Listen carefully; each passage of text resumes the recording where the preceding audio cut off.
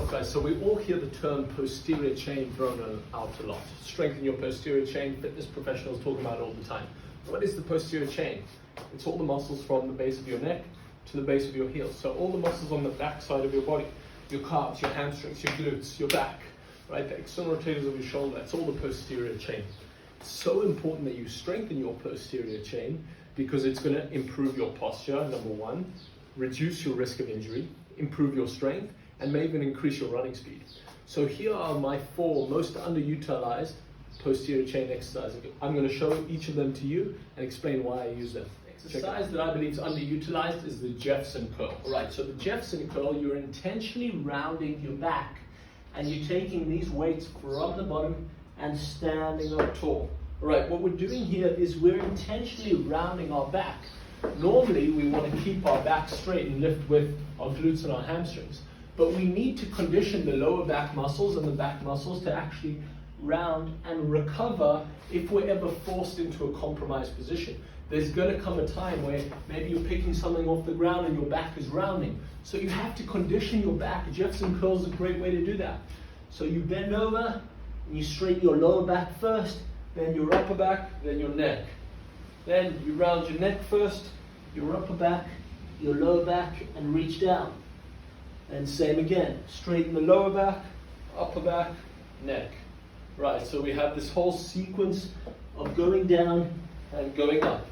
Right, really nice for all the muscles of your back. Utilized posterior chain exercise, I would say, is the back extension or the hip extension.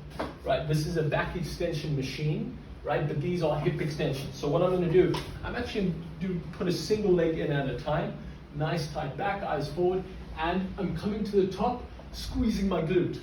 Coming to the top, squeezing my glute. All right, we want a nice straight back and squeeze the glute at the top. What I love about this exercise, it really increases your running power because all the load is at the top when your back leg is extended. And you think about running, when do you really want to provide force and stride is when your back leg is pushing, right? With a deadlift, all the weight is pretty much off by the time you stand up. There's no force on the glutes. So here with the hip extension, right, we're really squeezing up top and all the force is on when my back leg is completely extended. And you could also start to load this very slightly, right? And I like to do explosive up and a hold at the top, right? Again, really going to improve your running speed as you learn to stride and push out. I would say number 3 most underutilized exercise is Nordic curls. When we talk about posterior chain, hamstrings have to be part of the equation. They're really going to improve your strength, your top speed, and protect your knees, right? Very important that we strengthen the hamstrings. So with Nordic curls, you have your legs fixed.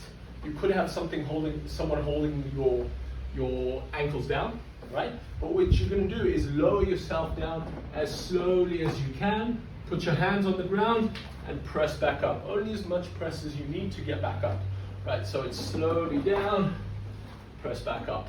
In time, you'll be able to go down and return up without pressing your hands, right? Something I'm currently working on, but that will progress in time, right? Slowly down, press back up. So Nordic hamstring curl. So number 4 of the underutilized posterior chain exercise, I would say seated good mornings.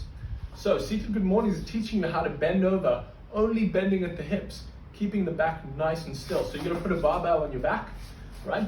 Widen your legs, right?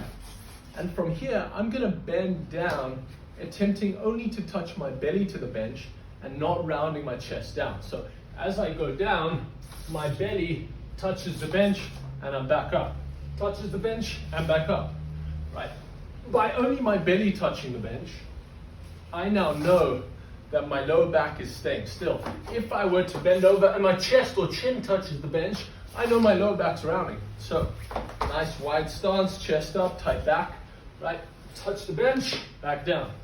Touch the bench, back down. Right, seated good mornings. These are an awesome exercise. So these 4 should give you some ideas about training your posterior chain. Use these 4. There's a bunch others, but I don't like how much deadlifts and back squats are overdone, but people aren't doing these other accessory lifts to condition the lower back. to make sure the glutes are engaged. Do the right stuff, do the little stuff, and then back squats and deadlifts will be there in time.